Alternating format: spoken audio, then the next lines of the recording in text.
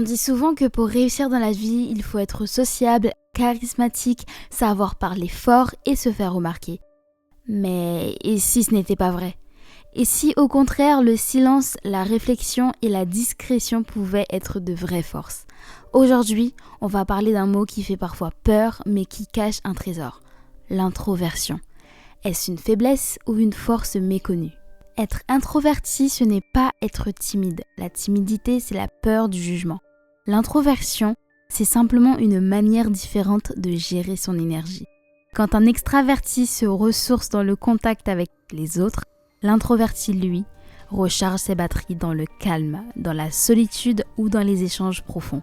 Et ce n'est pas un défaut, c'est juste un mode de fonctionnement différent.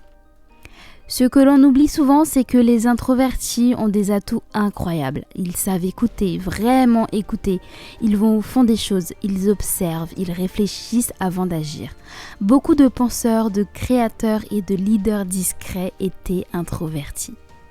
Je vous laisse m'en citer quelques-uns en commentaire. Si vous en connaissez, n'hésitez pas. Albert Einstein disait « Le silence est parfois la meilleure des réponses ». Et c'est vrai, dans un monde bruyant, les voix calmes ont une puissance unique. Bien sûr, ce n'est pas toujours facile. La société valorise souvent ceux qui parlent fort, occupent de la place.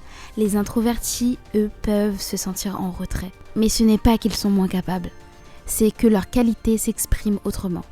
Dans un travail d'équipe, par exemple, ils apportent la profondeur, la réflexion stratégique, la capacité de voir ce que d'autres ne voient pas. Alors, est-ce que l'introversion est une faiblesse? Absolument pas. C'est une force tranquille. La clé, ce n'est pas d'essayer de devenir extraverti à tout prix. La clé, c'est de s'accepter tel qu'on est et d'utiliser ses propres atouts. Parce que le monde a besoin des deux. Les voix fortes, mais aussi les voix calmes. Les leaders visibles et les penseurs silencieux.